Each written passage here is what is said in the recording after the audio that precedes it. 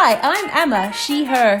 And I'm Jess, she, her. And this is Fluff, the podcast about friendship, love, unfortunate failure, and fun.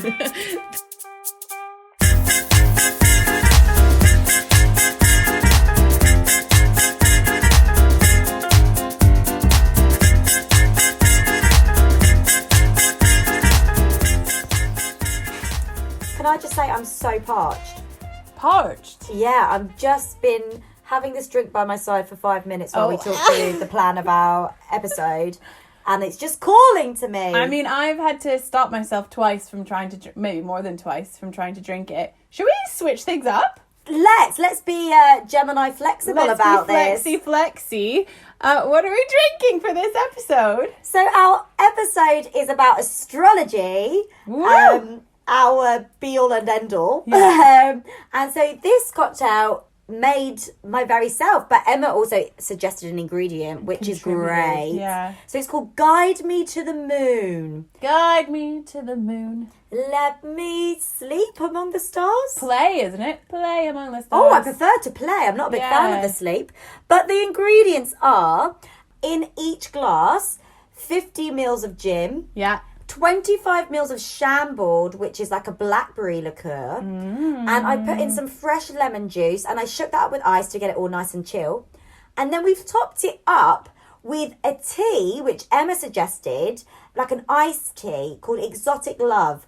Now, the ingredients of this are the flavours that I actually wanted to put in here. But great. Yeah, I really wanted pineapple, mango, pomegranate. It's also got hibiscus and safflower in it. Any other ingredients in it that I missed out? No, that's all of the ingredients in the tea. And so it's a herbal tea, which means that it's just fruits. So it's just fruits that have been dried. Yeah. And I'm obsessed with the tea teeny. I used to make them all the time. So this is like an homage to Emma of the early 20s. Her early 20s. Yeah. And I know it's going to be strong, so heads up. Yeah. I can see your garnishes have fallen into your glass. I did put one in. Oh, lovely. What were your garnishes there, Emma Bar? We have some beautiful cherries. Yeah, Italiano cherries. And then and a lemon peel. Yes. Should we do it? Cheers! It might make you wince. No wincing at all. Oh, no. Do you know what? It was quite strong and then I poured in some more tea. Ah. I can taste the tea, you know. So what do we think? I quite like it. It's a real summer's drink, isn't it? Yeah, it's quite sort of light and fruity. Definitely alcohol-y. It has 75 mils of pure alcohol.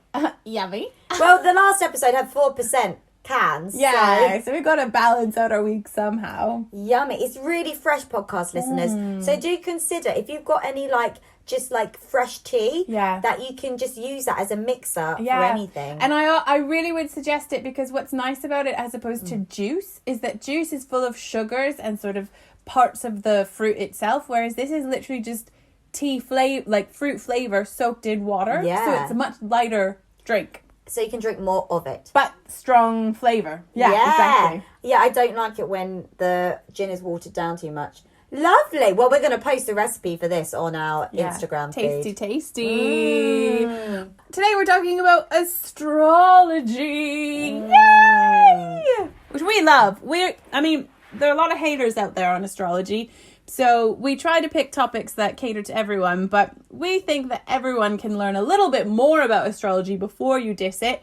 And afterwards, if it's not for you, it's not for you. But if you know, you know. And if you like it, you like it. Yeah. And definitely, I find, Emma, over the past year, maybe with everyone approaching, within our close social circles, more into the 30s, approaching 40 as well, I think more people seemingly are starting to say, I really want to learn more about astrology, or I'm into astrology now. And I think that is because for me, and for us, I would say, Emma, it is all over helping us with health and well-being. Yeah. Because through astrology, you can really understand yourself better. And I think that works for us because we totally believe our sun, moon and rising signs are pinpoint and all on of us. it. And all of it. The planets, which we'll talk about deep today. Dive. Yeah. I was just going to say, so I am so much more centered and grounded in myself since having really dived into the universe of astrology. Yeah. think so. Astrology, beside your therapy, beside your journaling, beside all of that, is going to help you just sort of figure things out. And actually, I watched an episode of Explained, the documentary series on Netflix, and they do have one on astrology. And they did say that there's been a resurgence of people interested in astrology in the last 5 to 10 years. They can't explain why. So your feelings are correct. There's more people into it now, even though it is an ancient practice. Yes, absolutely. And we say that we really want to always learn more about this ancient practice, don't we, Emma? Like every single day. We're like, we really must learn more about that. I need to do some more reading. Yeah. So through this episode, we're going to be learning a little bit more about areas that we'd like to know more about. Yeah. But I would just say that already every day we use a particular app called CoStar, which we'll talk to you about. But my Instagram, you know, the Explore, the magnifying glass, it is pure vegan shit and just everything to do with astrology. Primarily focused on my Gemini sun sign, but everything around it, and just generally all about the signs. And it's that typical thing that I read about myself. Yeah. I read about my best friend. Yeah. Ingrid happens to be my star sign, so double whammy. And then if I've got a crush at the time, I'll just read about my crush. And actually, every morning without fail, Jess and I probably both wake up to messages on Instagram where we've sent each other some more great star sign things. Yeah. I love the list where it's like every single sign and there's like a scenario, like what the signs say when they're drunk, and then it's almost always perfectly accurate. Yeah, it is. And even I think about the things that I used to really beat myself up about are now, I'm like, that is the part of my my own birth chart. Yeah. Which, so for example, the things that people used to pick me out on, like being a bit of a pushover or being really scatty, being really floaty. These are, that may come across as bad, but it actually is just the fact that I'm a kind person. I'm a sociable person. I chat all the frickin' time. Yeah. But it's not a bad thing. It's done with love and excitement. I think what we like about star signs and learning about astrology and the whole concept of your birth chart is that what it does is it reflects back to all parts of you, and so helps you to come to terms with the parts of yourself that maybe have been made fun of more, or maybe, as you suggested, or maybe that you don't really like to admit about yourself, and sort of say, make excuses like, oh, well, that's just because I'm a Libra, so I do it this way, but be like, I'm a Libra, that's how I behave, so therefore I should be aware of that when approaching a situation. Maybe I'm more likely to not commit to that, or I'm more likely to change my mind. So I need to really focus. I think it's quite helpful. Yeah. I'm not a Libra, by the way. I don't know why that was my example. But Emma, I think we actually use it more to help us with our worries and our anxieties. Yeah, totally. Because we know like our positives of our signs, but those things which we really struggle with, we turn to astrology to help us navigate them and just guide us a little bit through the such things as, for me, having fake arguments in my head all the time. That's part of my Gemini sun sign. I think that's also your Virgo moon sign. And my Virgo moon sign, for sure. But I never knew that was attached to that before. So now I'm like, okay, when I hear myself, I was doing it in the kitchen when making the drinks, Emma. What were you doing? I can't say, but I was having a massive argument with somebody. What do you mean you can't? Oh, you can't say who you're arguing with. No, and this scenario will never, ever happen. So, for example, I just have scenarios in my head where somebody's just telling me, like, all the awful things about myself. And I'm like, why would I ever have an argument with that person? It's never going to happen. And I'm like, why is this happening when I'm making my Guide Me to the Moon cocktail?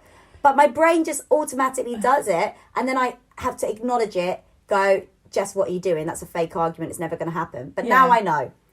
Well, I mean, like, we can't blame all of that on astrology. No, but it's helped you. Yeah. It's like more like a mechanism for sort of working out what your tendencies are. Like, if you know, for example, that you have in the family a genetic illness, you're going to know what you need to do to face that in life. Yes. Oh, perfect analogy. I just thought of that. Ding dong, I feel really Bar. proud of that. Thank you. And typing on the down. Yeah. Can we start, actually, before we go into any of our anecdotes, because we do happen to have some astrology. Oh. Probably CoStar, just letting us know what our horoscope is. Turn that bad boy off. before we start, can we share with everyone our basics of our birth chart? So our sun sign, our moon sign, and our ascendant or rising sign. Happy to. Great. So my sun sign, everybody, is Gemini. The twins. I'm a May baby, so Gemini runs between May and early June. The 21st, I believe. 21st of May, 21st of June. My moon is a Virgo. So again, quite similar in terms of empathy, but just adding a little bit more worry and anxiety and structure and planning. Exactly. Yes, definitely part of the Virgo. And then my rising sign is Libra, which I'm learning more about that now. Yeah. It's not one I've ever read much about, but I'm honing in on it. And I suppose, Emma, the sun, moon and rising, the sun, they say, is how you... Am I stepping on your toes, by the way, for your research? No, I was just going to actually read it out to you, but you can... This was technically your research, but I thought let's do it at the beginning. Can I say what... to make sure what you think it correct? is? Yeah. Sure. So your sun is kind of how others see you. It's what you put out in the world. It's that kind of first layer to you. Well, that's not exactly correct. That's actually more your rising. Oh, okay. So, but your moon is kind of actually the one that you should pay attention to a lot. It's like actually how you deal with things inside. Yeah. Your rising, your rising. Oh, so your sun is how you present to the world. Your sun is your ego. It's your sort of core presentation to the world. Yeah, but it's more about how you see yourself than how others see you. Sure. Whereas your rising is what people will see when they first meet you. Yes, thank you. Perfect. So there we go. So sun, how you see yourself. Moon, actually kind of what's going on inside. Your emotional internal sides. Yeah. And then your rising is how others perceive you. Yeah, or ascendant, you can say either. Ascendant I quite like as like a nice posh word. Indeed. Can you remind us, so you are Gemini, Virgo and Libra. Yeah. All right. So I am Sagittarius sun. So that is... Oh, actually, I don't know the dates off the top of my head, so I'm going to look. November 22nd to December 21st, and I'm December 9th, so I'm smack bang in the middle of that sign, which does mean the more you are in the middle of the sign, the more you are that sign. Yes. So that's me. My moon is Capricorn. Yes. Which actually I really hated for a long time, and I've had to come to terms with being Capricorn, but actually, because it gets a lot of hate, but I love it now. And then my ascendant, my rising is again Sagittarius. So I've got a double Sag for you. And you are so Saggy, and you are so your Capricorn moon as well in terms of structured organisation. Indeed. And so Emma and I, we are actually, by astrology itself, called soul sisters, our Gemini and Sagittariusness. Yeah. And we didn't know this until way into being best friends. Yeah. But it's interesting because... technically, you think they might be signs that clash in regards to the fact that Emma has an idea, is set on it, and is not very flexible with it. But that's, I think, more my moon than Sagittarius. Sagittarius is an adventurer, wants to try new things. Which is where Gemini and Sag are best friends, and we have big old hearts. Yeah. We care about the people. They both have a love for knowledge and learning and new learning. And adventure and fun and friends. So, Fluff is essentially Gemini and Sagittarius. Yeah. Anything you see on Instagram pages as well, or anything to do with astrology, is that the Sagittarius and the Gemini, it's like, where are they at the party? They're like talking to new people, or like exploring the house, trying new things. They're always outside, sociable. But it is, I think we just connect in amazing ways. And to be honest, it must be true, because I am surrounded by Geminis. I literally, all the people I love most are Geminis. And if I meet someone new, they are either Sagittarius or Gemini if I really click with them. So Ingrid's also a Gemini. And also, she's also Libra rising like you. But she's also Libra emotion, Libra moon. Yeah. I'm like my new close friend at university, George, he's a Gemini. I just feel like as soon as I meet someone and I'm having a good time with them, when it comes around to, oh, what's your star sign? Yeah. They're probably going to say Gemini. Yeah. I will know if they're Sagittarius, though. Yes. Yeah. Where if I meet a Sag, I'm like, are you a Sag? So podcast listeners, here's maybe an interesting first exploration for you to do. If you don't know the star signs of people around you or your close friends, check in with them, and then do a little research, see if that is a compatible sign for you, or if you are signs that get on well, and you might be like, oh, and when you see that is because, oh, we both love adventure, or that we both love loyalty, or that we both love speaking to people or not speaking to people, you might be like, that all makes sense. But I would like to say as well, so to find your rising and your moon, you need to have your exact time and place of birth, and then you need to put it into a bit of technology. So Google how to find your moon and rising sign, and you need to put in your specifics, because it is dependent. The moon changes every minute from where it was for some people, which means it could be in different signs dramatically within an hour. So you might find that on your birth certificate if you've got and I have like 2 birth certificates. Do you? There's like, I don't know, I just have one, but I just know what time I was born because I was cesarean, so it was planned. Yeah. Oh, so you got to the minute to the second. Yeah. So that's really interesting. And you might find what happened with us is once we started asking, we kept on asking, and now we're in the phase of guessing, which is so exciting. But we are by no means astrologers, so do not ask us for actual astrology advice. And actually, we listened to this epic podcast called Ghost of a Podcast by Jessica Lanyadoo, who is an amazing astrologer. Jessica Lanyadoo. Yeah, and she talks about how she's doing a series at the moment about teaching you about the birth charts, and is talking about how it takes you 7 years to master anything. So do not think that you've just read one book on astrology and you can sort it. But she also says, and I really like her policy on this, it's not fair to read someone's birth chart without their permission. Yeah. So you might find out what someone's sign is because you know what their birthday is, but do not ask for all their information without telling them why, because you can then read intimate details about who they are and how they present, and just like anything, ask consent first. And also, I haven't got time for that. I'm too busy exploring my own and figuring myself out to be reading anyone else's. Sure, yeah. But the Ghost of a Podcast, we wholeheartedly recommend. And because if you start listening to it now, there are just so many episodes out. Yeah. And so I've been kind of picking them. But they're so helpful in terms of guidance on specific subjects. Yeah. Such as even heartbreak. Yeah. Or new job, new work. COVID, dealing with COVID. Yeah.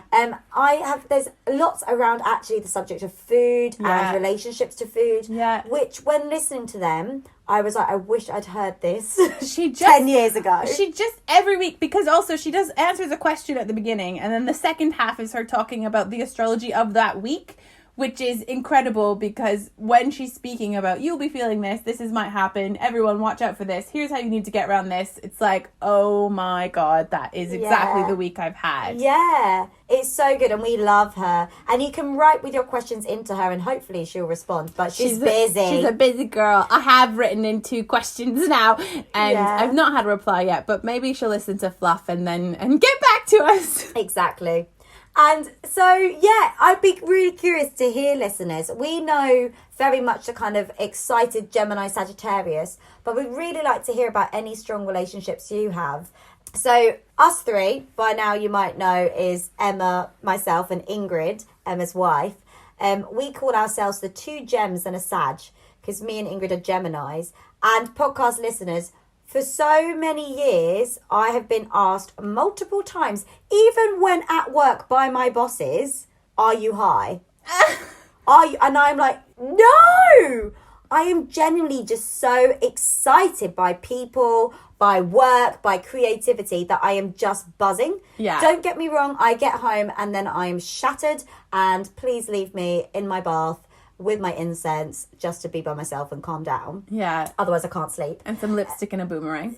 Well, the party doesn't always help. This is actually why I sometimes hate sleep. So I'm like, can't we just party and stay up? Yeah. But we call ourselves 2 Gems and a Sag. And Emma, I'm just going to put my drink down. Oh, yeah? I'll just give you a little round of applause.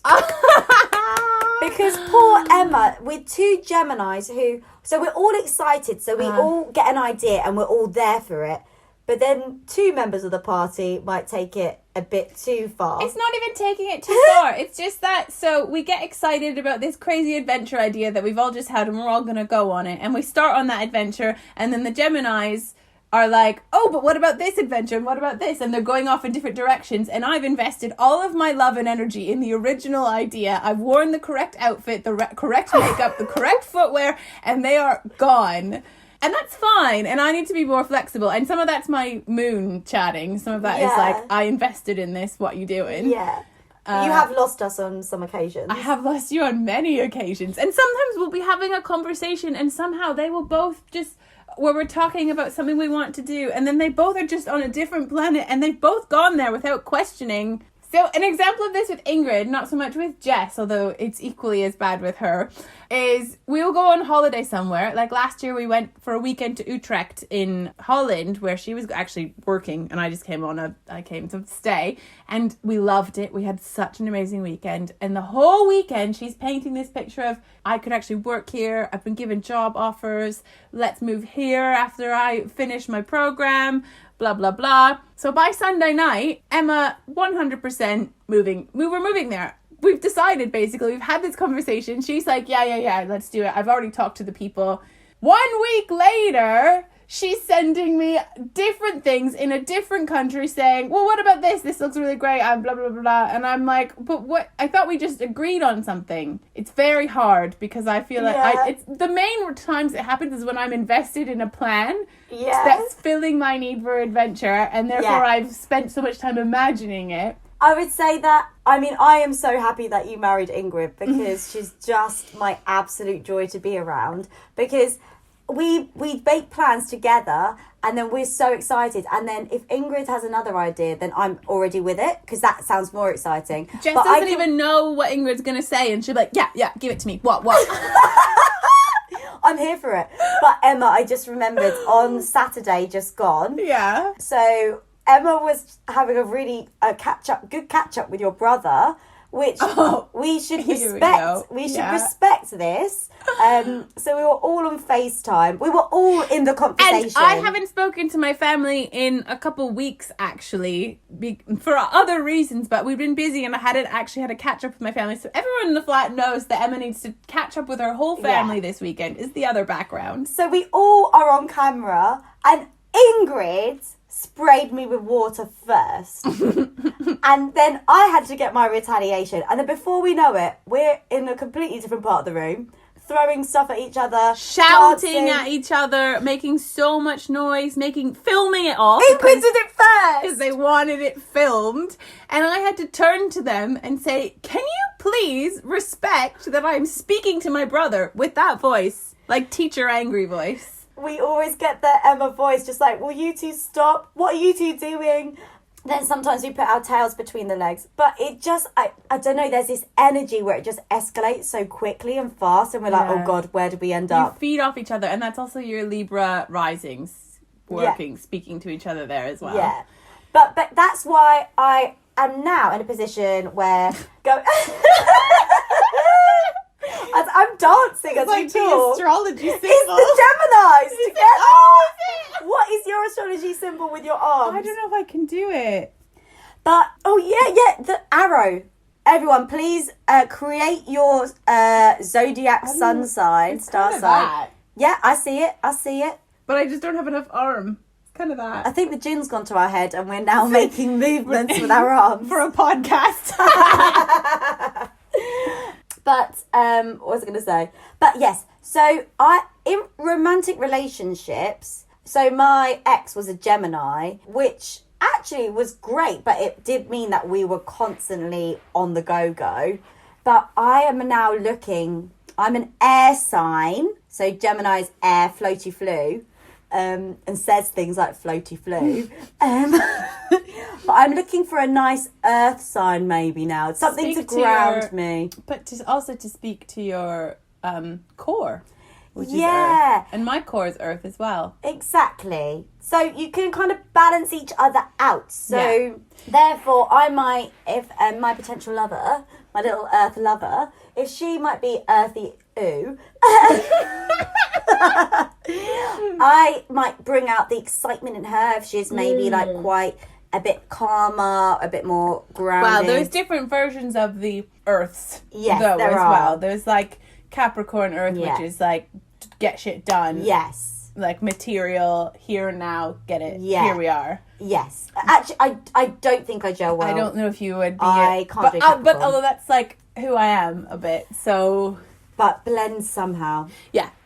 Whereas, so I think that air signs, specifically Gemini, works very well with me because well, actually, so we haven't said yet about the zodiacs. They all have different elements that go with them. Some are That's water, so some are important. fire, some are air, some are earth. There's 3 of each. So Sagittarius is a fire sign.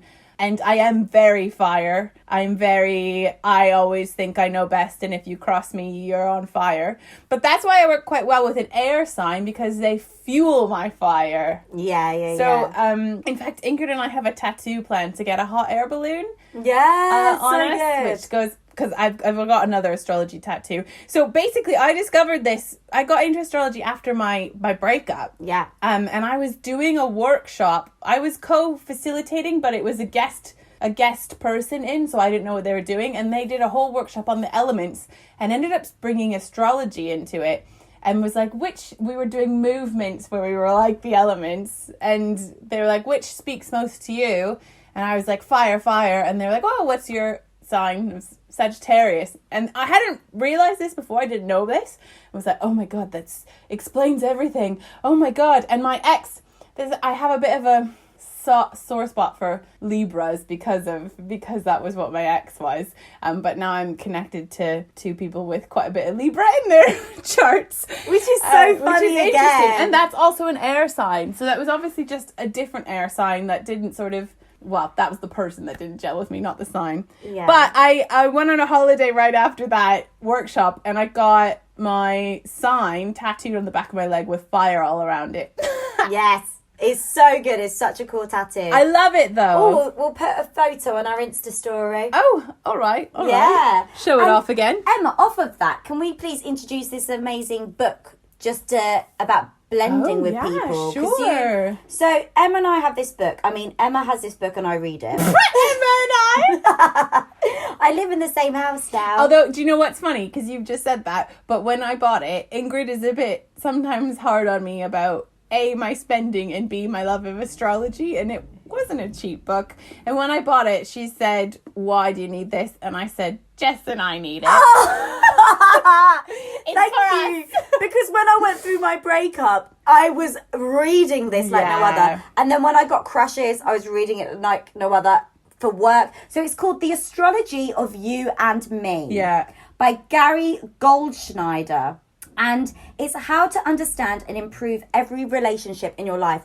This book is gold. It's a Bible. It's a Bible, because what it has in it is actually not you learning about your sign per se, but how your sign interacts with other signs. Well, or in how other situations. signs interact with the world. So it's not sort of 2 signs together. Yeah. But each section will be divided by each zodiac, and then it's divided into different types of people you'd encounter. So like The Taurus client. Yeah, The Taurus boss. yeah, And also the Taurus lover, the Taurus child. the Taurus parent, the Taurus sister, the Taurus like the Leo everything. first date. Yeah. And then the Leo romantic partner. Yeah. It is so good. And I've actually mostly turned to this book for work. And it's really? been so helpful. Yes, because as I've said, my personality, I'm successful in my work. I am. People love me. Yeah. They book me. Yeah. However, I've had to navigate some people taking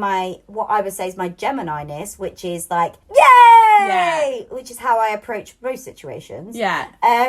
As not being serious. Yeah. And I am like, oh, trust me, I take my work very seriously. Yeah. However, I do it in a very excited manner. Yeah. And so it's helped me navigate why I've sometimes felt people look at me like, does she know what she's doing? What's I'm like, really yeah. helpful about it is that it says, like, for example, in the employment part, like where it's talking about the boss, it gives scenarios. So under the section that says work, it'll say the Scorpio boss and give a breakdown. But then it'll say that something like, asking the Scorpio boss for a raise and a guide on how they're going to respond in your way of approaching them. It's a beautifully set out book as well. I think it's worth the investment. It was $30 Canadian dollars. So what might that be roughly in the old GBP, the old pounds? It's like £18. I think it's a guide for life. I think it's a good investment. Absolutely to die for if you love astrology. And also it's got sibling relationships in it, which I must say. So I have one sister. My sister is a Capricorn star sign. We are the polar opposite people. We could not handle any situation differently. I've sometimes felt she gets frustrated by how energetic I am and how she is very grounded and not conservative politically, but conservative in her work and manner. But this book has helped me be like, just understanding astrology. I'm like, but we're just completely different astrology zodiacs.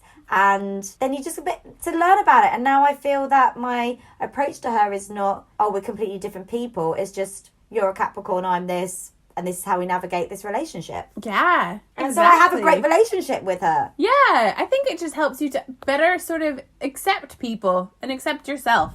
Absolutely. That's what's really gorgeous about it. So in all, I would say, Emma, being into astrology and learning more and more about astrology has helped us completely in understanding ourselves, our interactions with anyone, important relationships, but also how to support other people better. So Emma, do you want to talk through, because I've, as I said at the start, I've had a lot of people asking me like, I'd love to learn more about this, or saying to me.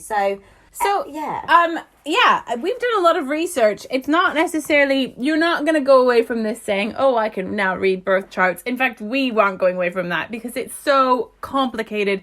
There are so many layers and there's actually so much memorization that you have to do, even in the first place, to understand what each symbol means and what they're related to. But I'm just going to talk you through what the basic components of a birth chart are, and then Jess is going to tell you about the zodiacs and their traits. So the zodiacs is things like Gemini, Sagittarius, the actual signs.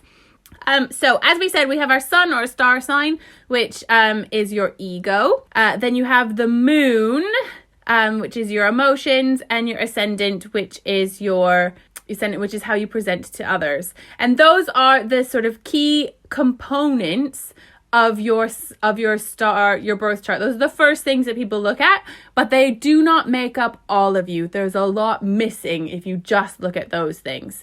The other part that is another key component is your ascendant's ruler.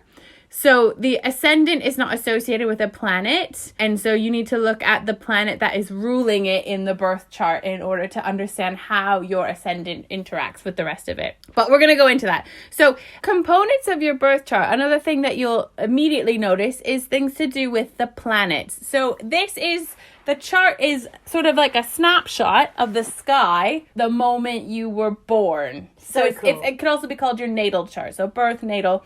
And that's just to sort of say what the elements were at play in the moment you were born. And lots of people are like, what does that matter? But I always say this to haters. If the moon has the power to move the oceans every day, and we are made of 70% water, surely there is an impact on that sort of gravitational pull of all the planets and the moon, etc., on you in the gestation period in the womb and when you're born. So we're all born with different sort of elements, and that's going to include all the planets. So the inner planets include Mercury, Venus, and Mars, as well as the sun and moon. Mercury rules your mind and communication. Venus rules your love life. Mars rules your actions and overall energy.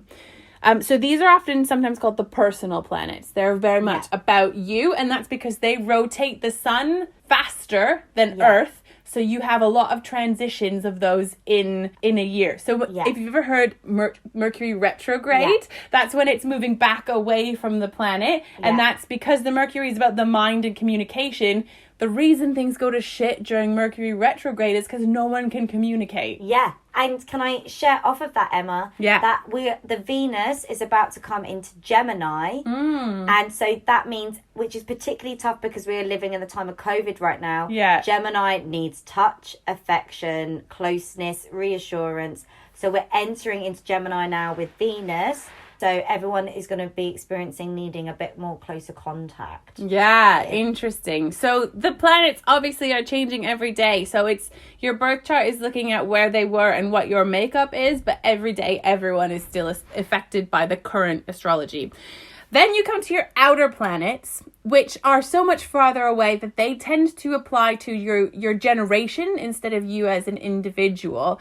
But they do have really, really strong powers. And actually, Jessica Lignato, who we love, she prefers to look at the outer planets first because for her own reasons, but she says that they're often neglected in reading birth charts and they're quite important. And she loves them, doesn't she? Yeah, she does.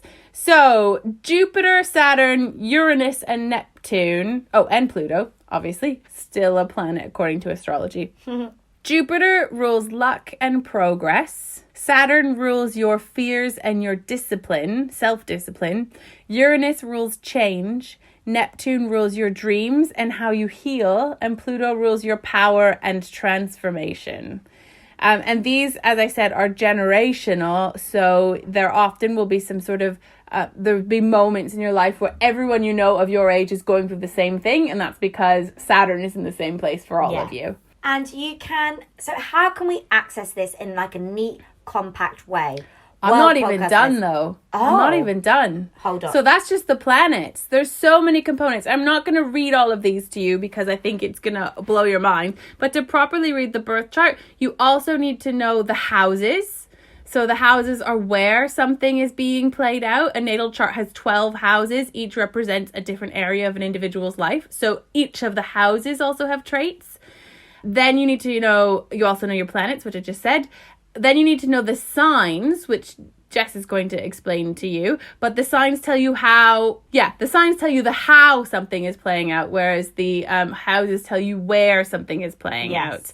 Then the last... to the T, isn't it? Like, this is going to happen for you from April the 7th through to April the 12th. From the moment, And then the last thing you need to know is aspects. And aspects refer to the angles planets make to each other, and it's the why of astrology. So it's not just where things are based, it's how this planet is in one location in relation to another planet. So if you're, like my Venus is in Scorpio, which means something in and of itself, but it means even more data to an astrologer in the fact that it's sort of in this ratio to another planet. So you might hear words like conjunction, opposition, square, soft, or trine. And these are all sextile as well. These are all different degrees that it could be related to each other. So unless you can put all those bits together, you cannot actually read a birth chart. Yeah.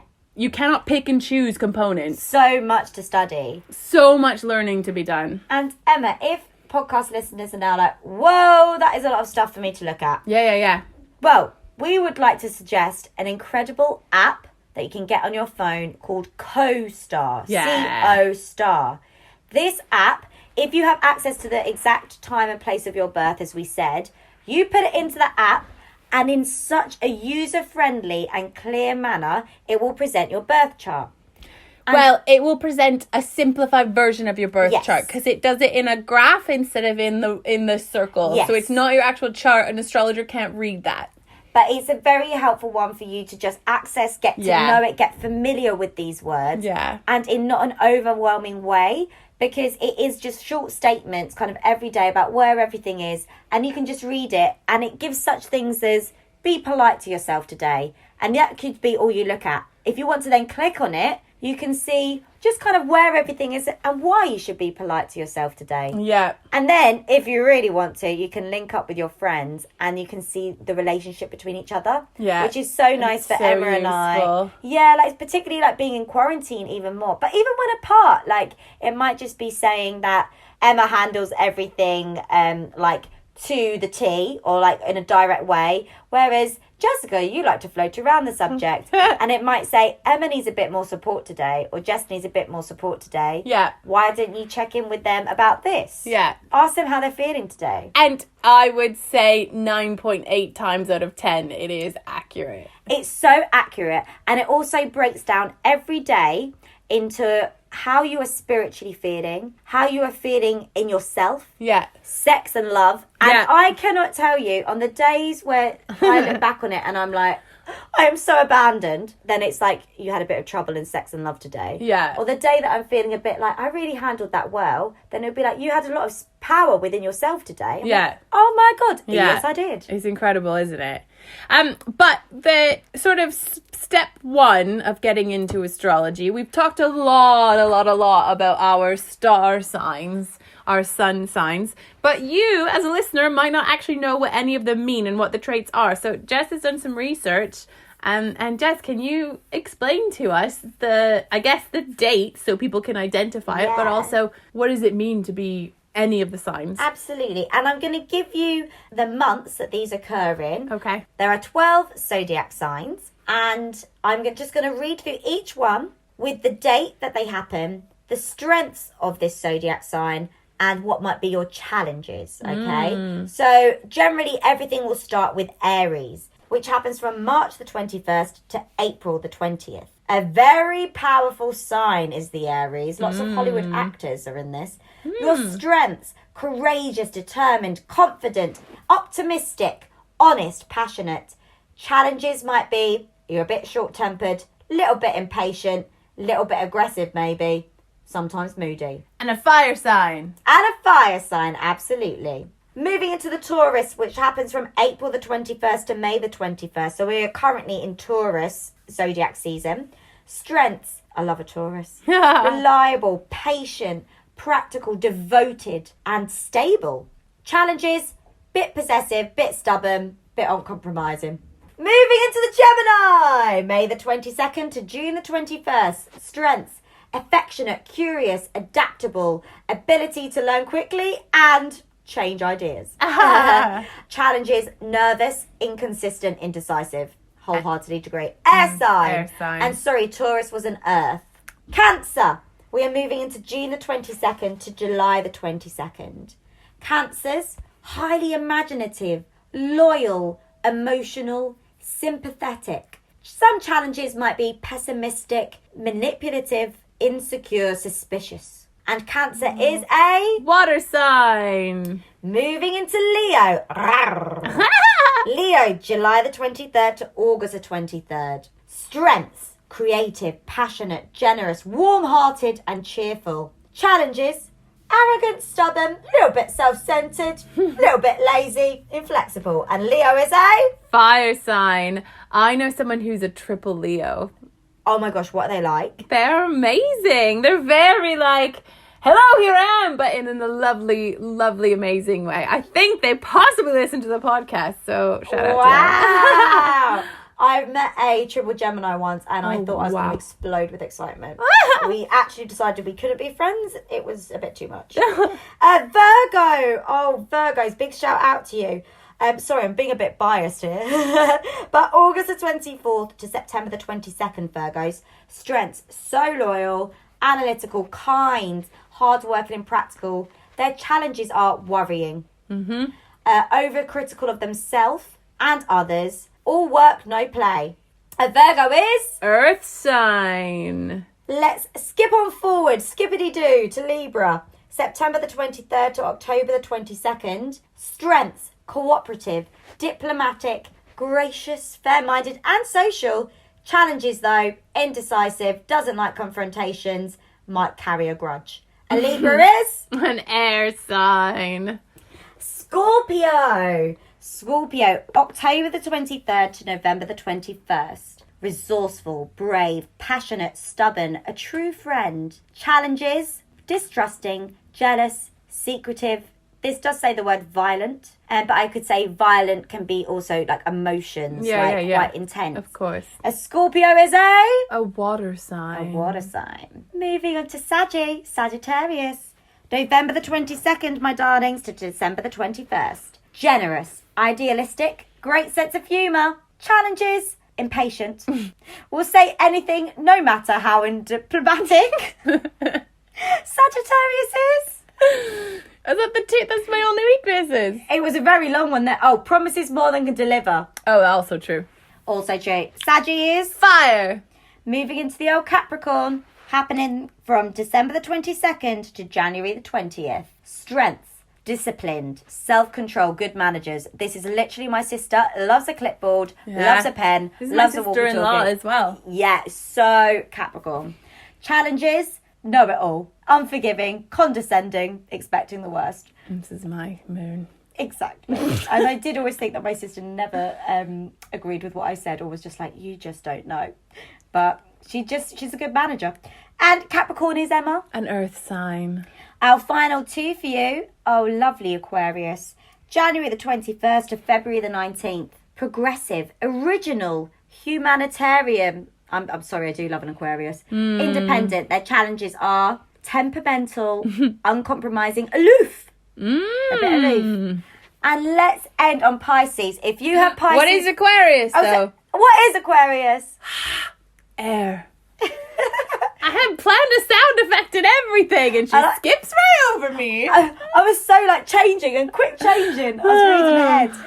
But let's just end on the Pisces. Now, Pisces, a big shout out to you, because Pisces, which is February the 20th to March the 20th, oh my words, are you compassionate, very empathetic, artistic, intuitive. This is why Pisces, can really feel emotions, but very gentle and wise.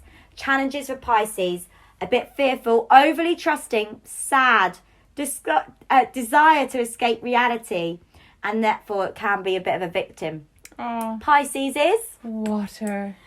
My mummy's a Pisces. And it's so true. All the Pisces that I know are just so lovely and kind and feel like they are carrying the weight of everyone's emotions. Yeah. So just check in if any one of your friends check are Pisces. With your Pisces. And so, oh my gosh, listeners, please get in contact with us. We want to know us. Yeah, and because we know a lot of you, even if we don't know you in person, but through the podcast already, we'd love to know. So if you are an astrology lover or curious about astrology, get in contact. Because we'd love to know. We want to learn more. So by that, we need to know who you are. And if you have co-star, just add us and we can see how we get on with you. Because you can add your friends. So we're quite easy to find. Yeah, absolutely. And also, if you are not interested in astrology, did you make it through the episode? That's what we'd like to know. Yeah. But also tell us why. Yeah, absolutely. So that I can tell you that I'm right and you're wrong. And I am flexible to people's opinions, but I'm so strong in how much this just guides my life. Yeah. But I'd say, because it's interesting, because it's so based in science, I think. Do you ever, when you came to Canada Christmas a couple years ago, my sister, there was a party with my extended family. My sister-in-law literally has a picture of me standing on a chair in front of my entire extended family, preaching to them, because they weren't listening, and there's 50 people here, preaching to them why they should all care about astrology. I mean, this was many drinks into the afternoon. Yeah. But there's literally a picture of me, and I didn't remember the topic, and my sister-in-law was like, you were telling everyone why astrology is so important. It's like Emma just was like, excuse me, attention please, ding ding ding. Yeah. And wasn't getting it. So just, can you imagine this? Just getting up on your chair and standing on the table and being like, excuse me, all my aunts and uncles and cousins. But what's quite funny, Emma, is I would say you've actually been great best friend for me, a great person for me to be around, because I have wanted to not be so bendy boo. So Jess says anything that ends with a Y, she puts a ooh afterwards. And so now every morning it's like, should we do a stretchy strew? And it's really problematic because I am picking it up and I keep having to say in my mind, I almost said a Jess there. And occasionally I've said it a few times. But on the very odd occasion, one time in the 7 weeks of quarantine, I've stood up to this or deflected it. And it was around pajamas. Oh, stood up to me, yeah. Yeah. And we both, I was standing up to Emma. Emma has an opinion and I really didn't agree with it. And I was letting her know. Well, Jess had an opinion that I really didn't agree with. I know, Can but we tell them what it's about? Yeah, of course. We were filming our Fluff trailer for season 1 and we were putting on pajamas and Jess didn't want to put on real pajamas and I had 2 sets of pajamas that were matching top and bottom and I thought, oh, isn't it cute if we wear actual pajamas. And she didn't want to wear them because she was like, I like to look butch in bed. And I was like, but why does this dinosaur set or this flamingo set mean a gender? No, the dinosaurs weren't an option at that point. It was only they were. They were in the other room. I hadn't shown them to you yet. Emma was trying to get me to wear flamingo pajamas. Because the dinosaurs are an extra large and the flamingos are a medium, and Jess is half the size of me. But the dinosaurs did not exist before I confronted you. Before I held my ground, and Emma was trying to get me to wear flamingo pajamas. No, I was wearing the flamingo pajamas. They're my pajamas. Which I would like to say, Jess now sleeps in every single night. Yeah, I do. They're really soft. But she did suddenly have this streak of, I only wear butch pajamas, and was so determined, but also really confusingly, because I don't know what makes a pajama butch, especially when it's a 2-piece set, as opposed to, I'm not asking you to wear like a silk shape, gown. The colours. But what was funny is we were actually... the colours! We were in this like moment of like, no.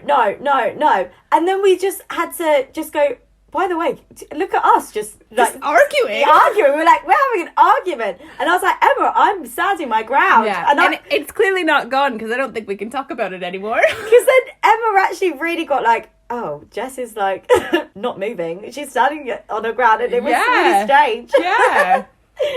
And then we have the pajamas that shall not be spoken about. Yeah. I still feel like I won though, because now she actually sleeps in them. Nah, that's just because it's because it was cold and I needed pajamas on my body. Now I'm back to sleeping a bit nudie-noo. Oh, right.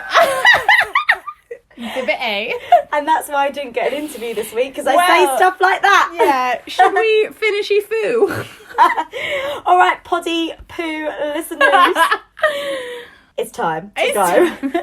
Talk to us. Tell us about everything. We're super duper curious. So remember the key things, the 3 things that we want you to explore or suggest for you to explore. Yeah. Podcast, Fluff, but also podcast, Ghost of a Podcast, amazing. Yeah. The app, CoStar. And the book, The Astrology of You and Me by Gary Goldschneider. And just to kick you off, look up your moon and rising sign and get acquainted with your sort of key components of your natal chart. Absolutely. Get in touch, everybody. Yeah, you can find us on Twitter and Instagram. We are at Fluff Creatives, or you can email us at fluffinquiries@gmail.com. Thank you so much for listening, Fluff Podcast listeners. You know we love you. Love you, Lou. Thanks for listening, and don't forget to rate and subscribe. We're excited to welcome you into our Fluff family and bring you some gorgeous sparkles every Friday. We got this.